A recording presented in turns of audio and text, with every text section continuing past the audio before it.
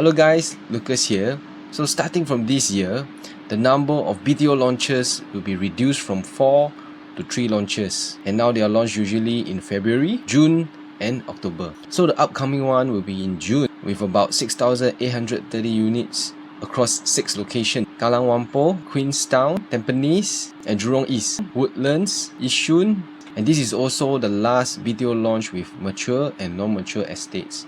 With the next launch coming in, we have the new categories Standard, Plus and Prime with their own respective restrictions. And do note, current launches as well as existing resale flats will not be affected by the same restrictions as per the Standard, Plus and Prime flats. Let's take a look at Kallang Wo Estate. The BTO site is about 30 minutes walk to 2 MRT stations, Jongru as well as Katong Park MRT, which is opening mid of 2024. These two plots of land are very near Diamond High. As you can see, the western plot has a higher plot ratio of 4.3, while the one on the east side has only 3.6 plot ratio. So it is likely that the western plot will have higher floors. Though across the road from the western plot of land, there is also a high-rise residential. So the lower floors on that plot may be blocked in the future. Some stacks that are facing north and northeast will have views of the stadium and perhaps the Marina Reservoir, maybe even some fireworks, while on the south-facing stacks,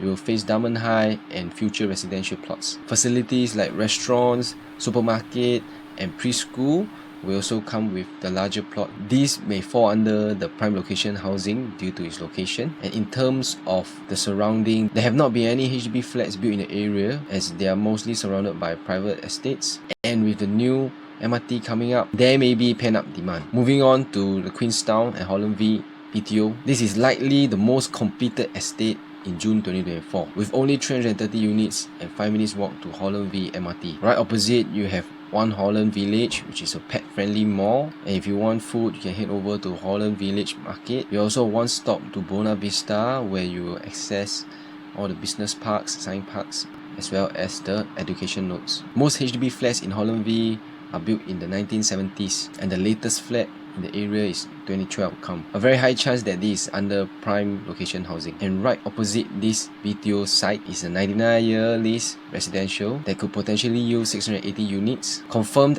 under the government land sales. And this plot is the last residential land in Holland V area, and the new project could exceed 30 stories. Moving on to Tampines BTO. So this site is 5 minutes away to Tampines West MRT station, and as well as right beside Safra Tampines. Previous HB launches are also in the area, like Tampines Green Gem, Tampines Green Quartz, so you have a very big community in the area. The plot on the west of this project is a mixed residential project and can potentially yield up to 585 residential units. On the southern side, it is also a residential land zoned as a EC, though it's under the reserve list right now. So this is good for you because there will be developments in the area and bring more attention to your BTOs. I don't think this will fall under prime location housing, but I could be wrong. Let's take a look at Jurong East site. This BTO site is near to the future Pandan Reservoir MRT, which will be built up by 2028, located just 3 minutes walk away. And this MRT will bring you to Jurong East as well as Choa Chu Kang area. You're also minutes away to Tappen Gardens